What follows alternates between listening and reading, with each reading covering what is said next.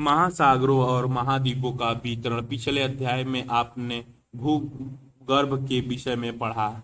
आप संसार के मानचित्र से भी परिचित है। आप जानते हैं कि पृथ्वी के 29% भाग पर महाद्वीप और बाकी पर महासागर फैले हुए हैं। महाद्वीपों और महासागरों की स्थिति जैसा कि आप मानचित्र में दिखाई देती है, हमेशा से ऐसा नहीं रही है। इसके अतिरिक्त यह भी एक तथ्य है कि आने वाले समय में भी महाद्वीपों और महासागरों की स्थिति आज जैसी नहीं रहेगी। अगर ऐसा है तो प्रश्न यह है कि पुराकाल में इनकी अवस्थिति कैसी थी, इनकी अवस्थिति में परिवर्तन क्यों और कैसे होता है। यदि यह सच है कि महाद्वीपों और महासागरों के अवस्थिति में परिवर्तन हुआ है और अभी भी हो रहा है, तो यह आप जानकर आश्चर्यचकित होंगे कि वैज्ञानिक यह सब कैसे जानते हैं। उन्होंने इन महाद्वीपों एवं महासागरों की पहले की स्थिति का निर्धारण कैसे किया होगा। इन्हीं प्रश्नों के उत्तर और इनके संबंधित प्रश्नों की इस अध्याय का विषय है। महाद्वीप प्रवाह, कॉन्टिनेंटल ड्रिफ्ट। अटलांटिक महासागरीय तटरेखा की आकृति को ध्यान से देखें। इस महासागर के दोनों तरफ की तटरेखा में आश्चर्यजनक सममिति सिमेट्री है। इस समानता के कारण बहुत से वैज्ञानिकों ने दक्षिण व उत्तर अमेरिका तथा यूरोप व अफ्रीका के साथ जुड़े होने की संभावना को व्यक्त किया है। वैज्ञानिक के इतिहास के ज्ञात अभिलेखों से पता चलता है कि सन 1996 में एक डच मानचित्रवेत्ता अब्राहम आर्टिलियस ने सर्वप्रथम इस संभावना को व्यक्त किया था। एंटोनियो पेलेग्रिनी ने एक मानचित्र बनाया जिसमें 3 महाद्वीपों को इकट्ठा दिखाया गया था। जर्मनी स्वयं विद अल्फ्रेड वेगनर ने महाद्वीप विस्थापन सिद्धांत सन 1912 में प्रस्तावित किया। यह सिद्धांत महाद्वीप एवं महासागरों के वितरण से ही संबंधित था। इस सिद्धांत की आधारभूत संकल्पना यह थी कि सभी महाद्वीपों एक अकेले भूखंड से जुड़े हुए थे।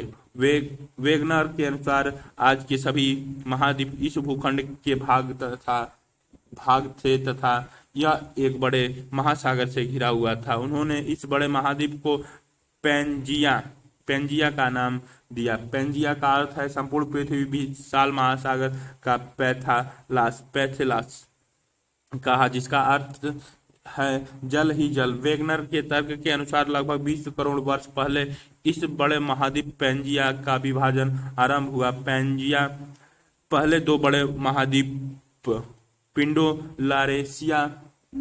लॉरेशिया और गोंडवाना लैंड क्रमशः उत्तर व दक्षिण भूखंडों के रूप में विभक्त हुआ। इसके बाद लॉरेशिया और गोंडवाना लैंड धीरे धीरे अनेक छोटे हिस्सों में बंट गया जो आज के महाद्वीप के रूप हैं। महाद्वीपीय विस्थापन के पक्ष में अनेक प्रमाण भी प्रस्तुत किए गए हैं।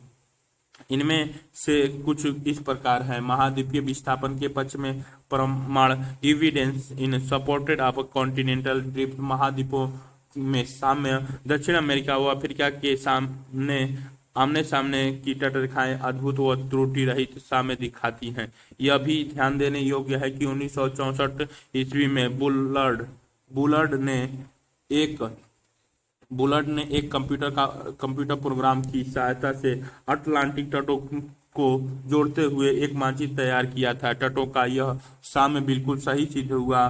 साम्य बिठाने का यह कोशिश आज भी तटरेखा की अपेक्षा 1000 फैथम की गहराई की तटरेखा के साथ की गई थी। महासागरों के पार चट्टानों की आयु में समानता आधुनिक समय में विकसित की गई रेडियोमेट्रिक काल निर्धारित रेडियोमेट्रिक डेटिंग विधि से महासागरों के पार महाद्वीपों की चट्टानों के निर्माण के समय को सरलता से जाना जा सकता है। 200 करोड़ वर्ष पहले शैल समूह की एक चट्टानी ब्राजील तट और पश्चिमी अफ्रीका के तट पर मिलती है जो आपस में मेल खाती है। दक्षिण अमेरिका व अफ्रीका की तटरेखा के साथ पाए जाने वाले आरंभिक समुद्र निक्षेप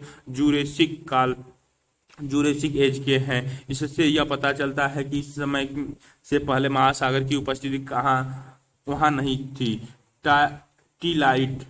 टीलाइट वे अवसादी चट्टान हैं जो हिमालय निक्षेपण से निर्मित होते हैं। भारत में पाए जाने वाले गोंडवाना श्रेणी के तल छठों के प्रतिरूप दक्षिण गोलार्ध के 6 विभिन्न स्थल खंडों में मिलते हैं। गोंडवाना श्रेणी के आधार तल में घने टीलाइट हैं जो विस्तृत व लंबे समय तक हिम आवरण या हिमाच्छादन की ओर इंगित करते हैं। इसी क्रम के प्रतिरूप भारत के अतिरिक्त अफ्रीका, फॉकलैंड द्वीप, मेडागास्कर, अंटार्कटिका और ऑस्ट्रेलिया में मिलते हैं। गोंडवाना श्रेणी के तल छठों की यह समानता स्पष्ट करती है कि इन स्थल खंडों के इतिहास में भी समानता रही है। हिमालय निर्मित टीलाइट चट्टानें पुरातन जलवायु और महाद्वीप के विस्थापन से स्पष्ट प्रमाण प्रस्तुत करते हैं। प्लेसर निक्षेप, प्लेसर डिपोजिट, घना तट पर सोने के बड़े निक्षेपों की उपस्थिति व उद्गम चट्टानों की अनुपस्थिति एक आश्चर्यजनक तथ्य है। सोना युक्त सिराएं गोल्डन बियरिंग वेनिस ब्राजील में पाई जाती हैं, अतः यह स्पष्ट है कि घाना में मिलने वाले सोने के निक्षेप ब्राजील पठार से उस समय निकले होंगे जब ये दोनों महाद्वीप एक दूसरे से जुड़े थे। जीवाश्मों का वितरण, डिस्ट्रीब्यूशन ऑफ फोसिल, यदि समुद्र अवरोधक के दोनों विपरीत किनारों पर जल व स्थल में पाए जाने वाले पौधों व जंतुओं का समान प्रजाति पाई जाए तो उनके वितरण की व्याख्या में समस्याएं उत्पन्न होती है। इन परीक्षणों से कि लेमूर भारत, मेडागास्कर और अफ्रीका में मिलते हैं, कुछ वैज्ञानिकों ने इन तीनों स्थल खंडों को जोड़कर एक सतत स्थल खंड लुमेरिया की उपस्थिति को स्वीकारा। मेसोसारस नाम के छोटे रेंगने वाले जीव केवल उथले खारे पानी में ही रह सकते थे। इनकी अस्थियां केवल दक्षिण अफ्रीका के दक्षिणी केप प्रांत और ब्राजील में इरावरसैल समूह में ही मिलते हैं। ये दोनों स्थान आज एक दूसरे से 4800 किमी की दूरी पर है और इनके बीच में एक महासागर विद्यमान है। प्रवाह संबंधित बल, फोर्स फॉर ड्रिफ्टिंग। वेगनर के अनुसार महाद्वीपीय विस्थापन के दो कारण थे। पहला पोलर या ध्रुवीय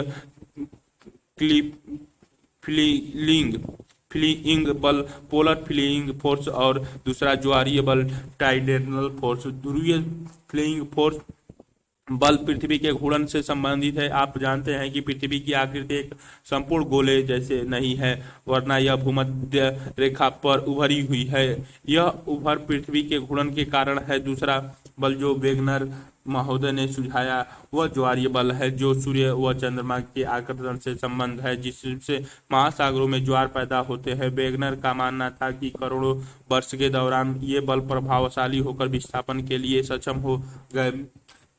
यद्यपि बहुत से वैज्ञानिक इन दोनों ही बलों को महाद्वीपीय विस्थापन के लिए सर्वथा अपर्याप्त समझते हैं। समोवन धारा सिद्धांत, कन्वेंशनल करंट थ्योरी। 1930 के दशक में आर्थर होमेस ने मेंटल भाग में समोवन धाराओं के प्रभाव की संभावना व्यक्त की। ये धाराएं रेडियोएक्टिव तत्वों से उत्पन्न ताप भिन्नता से मेंटल भाग में उत्पन्न होती हैं। होम्स ने तर्क दिया कि पूरे मेंटल भाग में इस प्रकार की धाराओं का तंत्र विद्यमान है। यह उन प्रवाह बलों की व्याख्या प्रस्तुत करने का प्रयास था जिसके आधार पर समकालीन वैज्ञानिकों ने महाद्वीपीय विस्थापन सिद्धांत को नकार दिया। महासागरीय अर्धस्थल का मानचित्रण, mapping of the ocean floor. महासागरों की बनावट और आकार पर विस्तृत शोध यह स्पष्ट करते हैं कि महासागरों का अर्धस्थल एक विस्तृत मैदान नहीं है, वरना उनमें भी उच्चावाच पाया जाता है। द्वितीय विश्व युद्ध के बाद पोस्ट वर्ल्ड वार सेकेंड महासागरीय अधस्थल के निरूपण अभियान ने महासागरीय उच्चावाच संबंधी विस्तृत जानकारी प्रस्तुत की और यह दिखाया कि इसके अधस्थलीय में जलमग्न पर्वतीय कटकें व गहरी खाई है जो प्रायः महाद्वीपों के किनारे पर स्थित है। मध्य महासागर तट के ज्वालामुखी उदागर के रूप में सबसे अधिक सक्रिय पाई जाती है। महासागरीय प्रॉपर्टी की चट्टानों के काल निर्धारण डेटिंग ने यह तथ्य स्पष्ट कर दिया कि महासागरों के नीतल की चट्टानों महाद्वीपीय भागों में पाई जाने वाली चट्टानों की अपेक्षा नवीन है।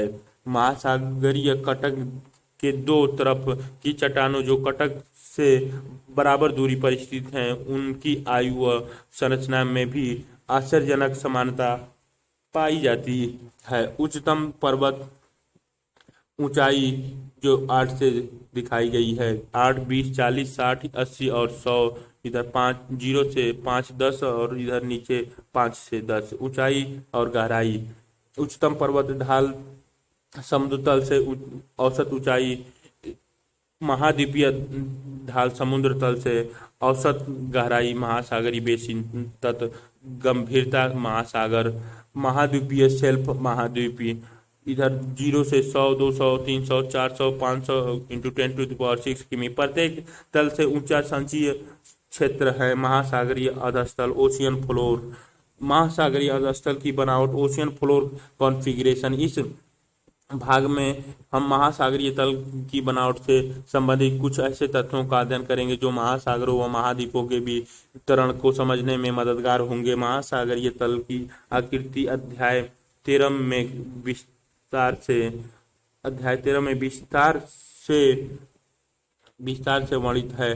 गहराई और ऊंचावाच के प्रकार के आधार पर महासागरीय तल को 3 प्रमुख भागों में विभाजित किया जा सकता है। ये भाग महाद्वीपीय सीमा, दूसरे गहरे समुद्र बेसिन और तीसरे मध्यम महासागरीय कटक। महाद्वीपीय सीमा कॉन्टिनेंटल मार्जिन्स, ये महाद्वीप किनारों और गहरे समुद्र बेसिन के बीच का भाग है। इसमें महाद्वीपीय मग्न तट, महाद्वीपीय ढाल, महाद्वीपीय उभर और गहराई, महासागरीय खाई आदि शामिल है। महासागरों व महाद्वीपों के वितरण को समझने के लिए गहरी महासागरीय खाइयों के क्षेत्र विशेष महत्वपूर्ण और रोचक हैं। बीतलीय मैदान एबिसियल प्लानी, ये विस्तृत मैदान महाद्वीपीय तटों व मध्य महासागरीय कटकों के बीच पाए जाते हैं। बीतलीय मैदान वह क्षेत्र है जहां महाद्वीपों से बहकर लाए गए अवसादों इनके तट से दूर निक्षेपित होते हैं। महासागरीय कटक मिड ओशिनिक एराइडीज, मध्य महासागरीय कटक आपस में जुड़े हुए पर्वतों की एक श्रृंखला बनाती हैं।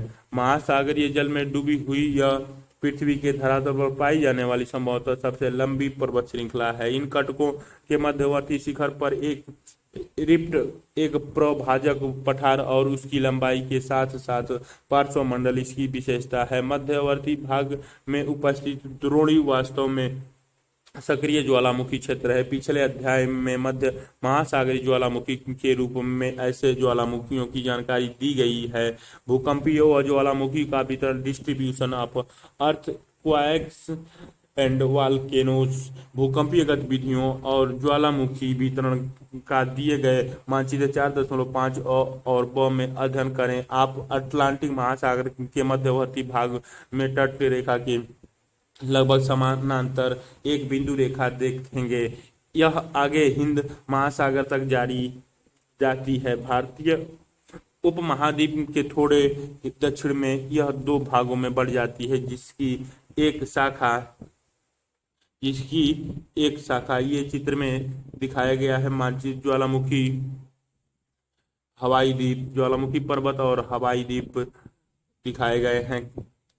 ये जो चतुर्भुज वाले दिखाए हैं गंभीर भूकंप क्षेत्र और हल्का रंग वाला छिछले भूकंप केंद्र, ज्वालामुखी जो छोटे स्टार गोल वाले अतप्त स्थल, जो कि तप्त स्थल में सबसे ज्यादा मतलब उच्च तापमान वाले हैं।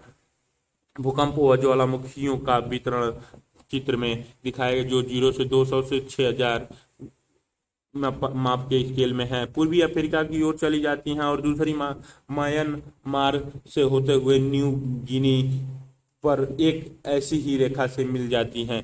आप यह भी पाएंगे कि यह बिंदु रेखा मध्य महासागरीय कटकों के समरूप है। भूकंपीय संकेंद्रण का दूसरा क्षेत्र छायांकित मेखला सैडेड बेल्ट के माध्यम से दिखाया गया है, जो अल्पाइन हिमालय श्रेणी के और प्रशांत महासागरीय किनारों के समरूप है। सामान्यतः मध्य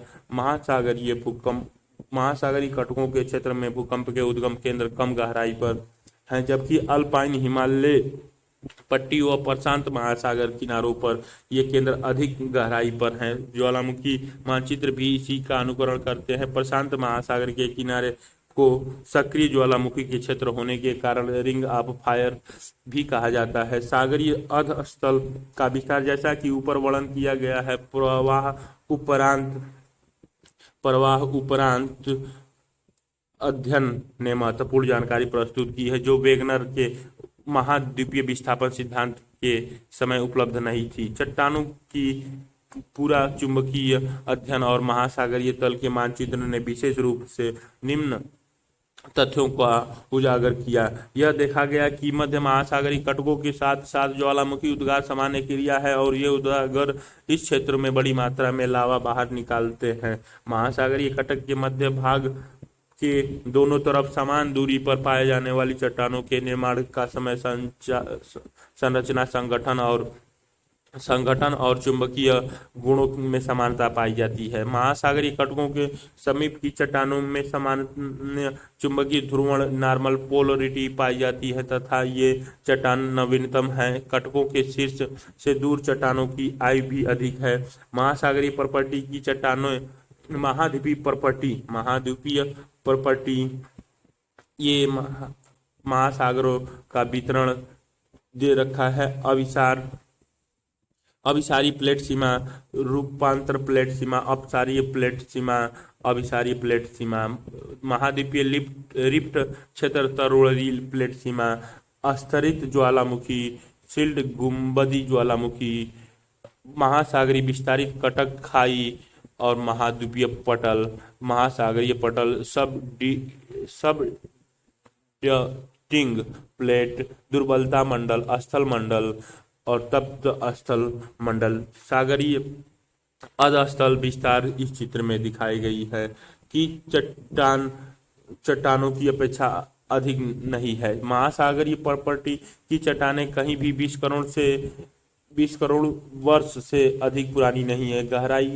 गहरी खाइयों में भूकंप के उद्गम अधिक गहराई पर हैं, जबकि मध्य महासागरीय कटकों के क्षेत्र में भूकंप उद्गम केंद्र फोसी कम गहराई पर विद्यमान है। इन तथ्यों और मध्य महासागरीय कटकों के दोनों तरफ की चट्टानों के चुंबकीय गुण के विश्लेषण के आधार पर हेस ने सन 1961 में एक परिकल्पना प्रस्तुत की, जिसे सागरीय अधस्थल विस्तार सी फ्लोर सेपरेटिंग के नाम से जाना जाता है। हेस 5400 लाख वर्ष पूर्व, 4200 लाख वर्ष पूर्व ये चित्र दिखाए गए हैं। 1 2 3 4 5 6 7 8 9 और 10 तक दिखाए गए। इधर 2 दोबारा दिखाया गया है। इधर 4200 लाख वर्ष पूर्व वाले में 1 2 3 4 5 6 7 8 9 और 10 दिखाया गया है। 3000 लाख वर्ष पूर्व वाले में 1 2 3 4 नहीं है, इसमें 5 दिखाया गया है। 6 है, 6 2 बार दिखाया गया, 7 8 9 और 10। 1200 लाख वर्ष पूर्व 1 2 3 4 5 4 फिर 7 8 9 और 10। वर्तमान स्थिति में 1 2 3 4 5 6 7 8 और 9। भूवैज्ञानिकी कालों में महाद्वीपों की स्थिति चित्र 4.4 पिछले 5400 लाख वर्षों में महाद्वीपों की गति अफ्रीका, एक दूसरे में दक्षिण अमेरिका, तीसरे में अटलांटिक, चौथे में ऑस्ट्रेलिया, पांचवें में भारत, छठवें में चीन, सातवें में उत्तरी अमेरिका, आठवें में यूरोप, नौवें में एवं 10वें में साइबेरिया, एमिलानी 1992। के तर्कानुसार महासागरीय कटकों के शीर्ष लगातार ज्वालामुखी उद्भेदन से महासागरीय प्रॉपर्टी में विभेदन हुआ और नया लावा इस दरार में भरकर महासागरीय प्रॉपर्टी को दोनों तरफ धकेल रहा है। इस प्रकार महासागरीय अधस्थल का विस्तार हो रहा है। महासागरीय प्रॉपर्टी का अपेक्षाकृत नवीनतम होना और इसके साथ ही एक महासागर में विस्तार से दूसरी महासागर ने सिकुड़ने पर हेस ने महासागरीय प्रॉपर्टी के क्षेपण का बात कही। हेस के अनुसार यदि ज्वालामुखी प्रॉपर्टी से नई प्रॉपर्टी का निर्माण होता है तो दूसरी तरफ महासागरीय गर्तों में इसका विनाश भी हो जाता है। चित्र 4.3 में महासागरीय तल विस्तार की मूलभूत संकल्पना को दिखाई गया है। प्लेटनिक विवर्तन सागरीय तल विस्तार अवधारणा के पश्चात विद्वानों की महाद्वीपों व महासागरों के वितरण के अध्ययन से फिर से रुचि पैदा हुई। सन 1967 में मैकेंजी पार्कर और मोरेगन ने स्वतंत्र रूप से उपलब्ध विचारों को समन्वित कर अवधारणा प्रस्तुत की जिसे प्लेटो विवर्तनिक प्लेटो टेक्टोनिक्स कहा गया। एक विवर्तनीय प्लेटो जिसे लिथोस्फेरिक प्लेट भी कहा जाता है ठोस चट्टानों का विशाल व अनियमित आकार का खंड है जो महाद्वीपीय व महासागरीय स्थल मंडलों से मिलकर बना है। ये प्लेटें दुर्बलता मंडल एंथोनोस्फीयर पर एक दृढ़ इकाई के रूप में क्षैतिज अवस्था में चलायमान है। स्थल मंडल में प्रॉपर्टी एवं ऊपरी मंडल को समाहित किया जाता है जिसकी मोटाई महासागरों के 5 से 100 किमी और महाद्वीपीय भागों में लगभग 200 किमी की है। एक प्लेट को महाद्वीपीय या महासागरीय प्लेट भी कहा जा सकता है जो इस बात पर निर्भर है कि उस प्लेट का अधिकतर भाग महासागरों अथवा महाद्वीपों से संबंध है। उदाहरणतः प्रशांत प्लेटों मुख्यतः महासागरीय प्लेट हैं जबकि यूरेशियन प्लेटों को महाद्वीपीय प्लेट कहा जाता है। प्लेट विवर्तनी के सिद्धांत के अनुसार पृथ्वी का स्थल मंडल 7 मुख्य ये यूएसआई प्लेट 7 उत्तरी अमेरिका प्लेट 6 मध्य अटलांटिक कटक यूरेशियाई प्लेट अर्बेनियाई प्लेट अफ्रीका प्लेट जो कि 6 वाले में है दक्षिण अमेरिकी प्लेट 3 नजका प्लेट कोकस कैरिबियाई प्लेट सैन एंड्रियाज भ्रंश सेकंड वाले में Juan de Fuca plate Aleutian खाई पूर्वीय महासागर उभार प्रशांत महासागर प्लेट कैरोलिन प्लेट जो 4 वाले में फिलीपींस प्लेट जावा स्ट्रेच इंडो ऑस्ट्रेलिया प्लेट 5 वाले में इसके टीआई प्लेट से नीचे सबसे और अटलांटिक प्लेट 0-200 और 6000 किमी के बीच का आंकड़ा दिखाया गया है। डबल लाइन वाले अपसारीय सीमा हैं स्टार वाले अभिसरण सीमा और एक वाले जो है रूपांतरित सीमा। संसार की प्रमुख छोटी बड़ी प्लेटों का वितरण दिखाया गया है। प्लेटों व कुछ छोटी प्लेटों विभक्त है नवीन वलित पर्वत श्रेणियां खाई और भ्रंश इन प्रमुख प्लेटों को सीमांकित करते हैं। चित्र 4.7 प्रमुख प्लेट इस प्रकार हैं। अंटार्कटिका प्लेट जिसमें अंटार्कटिका और इसके चारों ओर से घेरती हुई महासागरीय प्लेट भी शामिल है। उत्तर अमेरिका प्लेट जिसमें पश्चिमी अटलांटिक तल सम्मिलित हैं तथा दक्षिण अमेरिकन प्लेट व कैरिबियन द्वीप इसकी सीमा का निर्धारण करते हैं।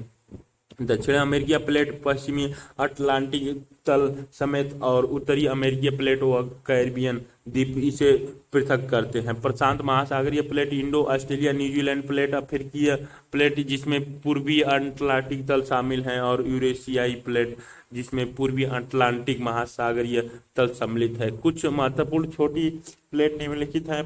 कोकस प्लेट यह प्लेट मध्यवर्ती अमेरिका और प्रशांत महासागरीय प्लेटों के बीच स्थित है।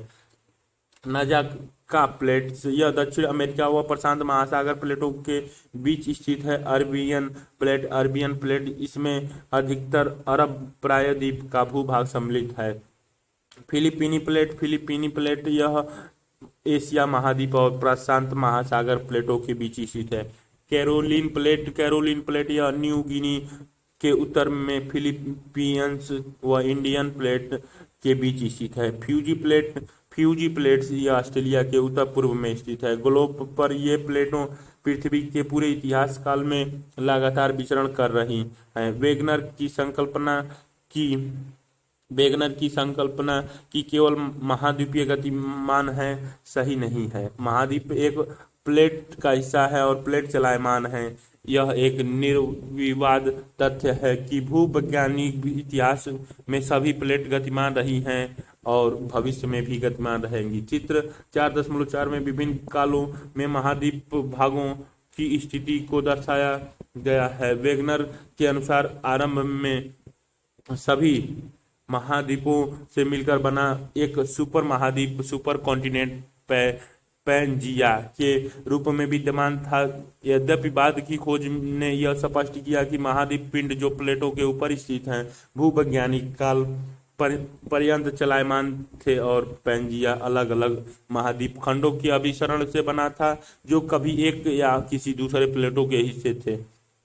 पूरा चुंबकीय पैलियोमैग्नेटिक आंकड़ों के आधार पर वैज्ञानिकों ने विभिन्न भूकालों के प्रत्येक महाद्वीप खंडों की अवस्थिति निर्धारित की। भारतीय महाद्वीप अधिकांशतः प्रायद्वीपीय भारत की अवस्थिति नागपुर क्षेत्र में पाई जाने वाली चट्टानों के विश्लेषण के आधार पर आंकी गई है। प्लेटों के संचरण के फलस्वरूप 3 प्रकार की प्लेटें सीमाएं बनाती है। अपसारी सीमा डाइवर्जेंट बाउंड्रीज, जब दो प्लेटें एक दूसरे को विपरीत दिशा में अलग हटती हैं और नई प्रॉपर्टी का निर्माण होता है तो उन्हें अपसारी प्लेट कहते हैं। वह स्थान जहाँ से प्लेट एक दूसरे से दूर हटती हैं इन्हें प्रसारी स्थान सेपरेटिंग साइट भी कहा जाता है। अपसारी सीमा का सबसे अच्छा उदाहरण मध्य अटलांटिक तट है। यहाँ से अमेरिकी प्लेटें उत्तर अमेरिका व दक्षिण अमेरिका प्लेटें तथा यूरेशियन व अफ्रीका प्लेटें अलग हो रही हैं। अभिसरण कन्वर्जेंट बाउंड्री, जब एक प्लेट दूसरी प्लेट के नीचे धंसती हैं और जहां भूप्रॉपर्टी नष्ट होती है वह अभिसरण सीमा है। वह स्थान जहां प्लेट धंसती है इसे प्रोविस्टन क्षेत्र सबडक्शन जोन भी कहते हैं। अभिसरण 3 प्रकार से हो सकता है। पहला महासागरीय व महाद्वीपीय प्लेट के बीच, 2 महासागरीय प्लेटों के बीच, तीसरा 2 महाद्वीपीय प्लेटों के बीच।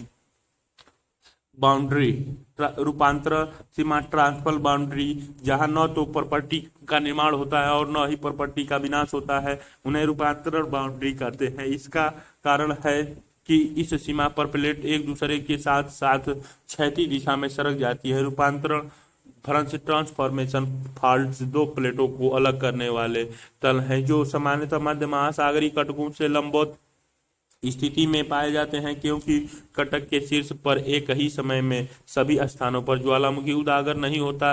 ऐसे में पृथ्वी के अक्ष से दूर प्लेटों के हिस्से भिन्न प्रकार से गति करते हैं। इसके अतिरिक्त पृथ्वी के घूर्णन का भी प्लेटों से अलग खंडों पर भिन्न प्रभाव पड़ता है। प्लेट प्रवाह की दर कैसे निर्धारित होती है? प्लेट प्रवाह दर रेट ऑफ प्लेट मूवमेंट सामान्य व उत्क्रमण चुंबकीय क्षेत्र की पट्टियां जो मध्य महासागरीय कटक के समानांतर है प्लेट प्रवाह की दर समझने में वैज्ञानिकों के लिए सहायक सिद्ध हुई है। प्रवाह की ये दरें बहुत भिन्न है।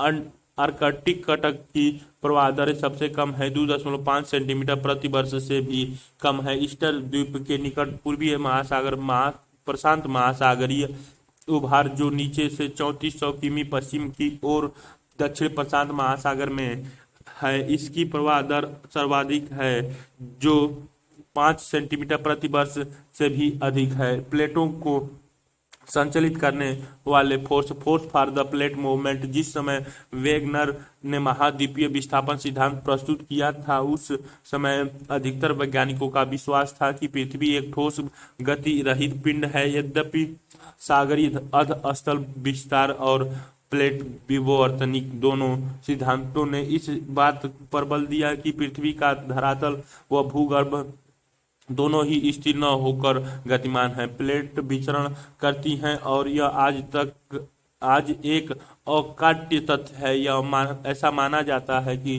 प्लेट दृढ़ प्लेटों के बीच चलायमान चट्टानें वृत्ताकार रूप से चल रही हैं। उष्ण पदार्थ धरातल पर पहुंचता है और फैलता है और धीरे धीरे ठंडा होता है, फिर गहराई में जाकर नष्ट हो जाता है। यही चक्र बार बार दोहराया जाता है और यही चक्र बार बार दोहराया जाता है। ये चित्र यूरेशियाई प्लेट वर्तमान भारत 1 करोड़ वर्ष पूर्व, 3.8 करोड़ वर्ष पूर्व विषुवत रेखा, 5.5 करोड़ वर्ष पूर्व हिंद महासागर, 7.1 करोड़ वर्ष पूर्व आरंभिक भारत।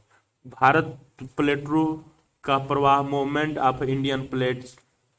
वैज्ञानिक इसे संवहन प्रवाह, कन्वेक्शन फ्लो कहते हैं। पृथ्वी के भीतर ताप उत्पत्ति के दो माध्यम हैं, रेडियोधर्मी तत्वों का क्षय और अवशिष्ट ताप। आर्थर होम्स ने सन 1930 में इस विचार को प्रतिपादित किया, जिसने बाद में हैरी हेस की सागरीय तल विस्तार अवधारणा को प्रभावित किया। दृढ़ प्लेटों के नीचे दुर्बल व उथल मेंटल है जो प्लेटों को प्रवाहित करता है। भारतीय प्लेटों का संचयन, moment of the Indian plates. भारतीय प्लेटों में प्रायद्वीप भारत और ऑस्ट्रेलिया महाद्वीप भाग सम्मिलित हैं। हिमालय पर्वत श्रेणियों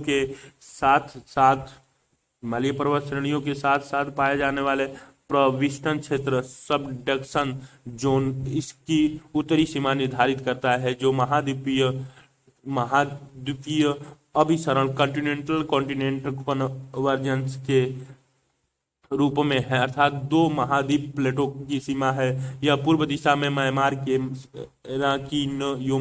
रकिनोमा पर्वत से होते हुए एक चाप के रूप में जावा खाई तक फैला हुआ है। इसकी पूर्वीय सीमा एक विस्तारित स्थल स्प्रेडिंग साइट है, जो ऑस्ट्रेलिया के पूर्व में दक्षिण पश्चिम प्रशांत महासागर में महासागरीय कटक के रूप में है। इसकी पश्चिमी सीमा पाकिस्तान की कीथर श्रेणियों का अनुसरण करती है और यह आगे मकरान तट के साथ साथ होती हुई दक्षिण पूर्व चौगोस द्वीप समूह, चौगोस एर्चिपिएलागो के साथ साथ लाल सागर द्रोणी, जो विस्तारण तल है, जो मिलता है। भारतीय तथा आर्कटिक प्लेटों के बीच सीमा भी महासागरीय कटक से निर्धारित होती है, जो एक अपसारीय सीमा डाइवर्जेंट बाउंड्री है और यह लगभग पूर्व पश्चिम दिशा में होती हुई न्यूजीलैंड के दक्षिण में विस्तारित तल में मिल जाती है। भारत एक वृत्त द्वीप था जो ऑस्ट्रेलिया तट से दूर एक विशाल महासागर में स्थित था। लगभग 22.5 करोड़ वर्ष पहले तक टेथिस सागर इसे एशिया महाद्वीप से अलग करता था। ऐसा माना जाता है कि लगभग 20 करोड़ वर्ष पहले जब पेंजिया विभक्त हुआ तब भारत ने उत्तर दिशा की ओर खिसकना आरंभ किया। लगभग 4 से 5 करोड़ वर्ष पहले भारत एशिया से टकराया व परिणाम स्वरूप हिमालय पर्वत का उत्थान हुआ, जो 7.1 करोड़ वर्ष पहले से आज तक की भारत की स्थिति मानचित्र 4.6 में दिखाई गई है। आखिरी 4.6 भारतीय उपमहाद्वीप व यूरेशियन प्लेट की स्थिति भी दर्शाता है। आज के लगभग 14 करोड़ वर्ष पहले यह उपमहाद्वीप सुदूर दक्षिण में 50 दक्षिणी अक्षांशों पर स्थित था। इन दो प्रमुख प्लेटों को टेथिस सागर अलग करता था और तिब्बतीय खंड एशियाई स्थल खंड के करीब था। भारतीय प्लेटों के यूरेशियन प्लेट की तरफ प्रवाह के दौरान एक प्रमुख घटना घटी, वह थी लावा प्रवाह से दक्कन ट्रैप का निर्माण होना। ऐसा लगभग 6 करोड़ वर्ष पहले आरंभ हुआ और एक लंबे समय तक यह जारी रहा। याद रहे कि यह उपमहाद्वीप तभी भी भूमध्य रेखा के निकट था, लगभग 4 करोड़ वर्ष पहले, और इसके पश्चात हिमालय की उत्पत्ति आरंभ हुई। वैज्ञानिकों का मानना है कि यह प्रक्रिया अभी भी जारी है और हिमालय की ऊंचाई अब भी बढ़ रही है। भूकंप के कारण हुए क्षति से संबंधित एक कोलाज बनाइए। परियोजना का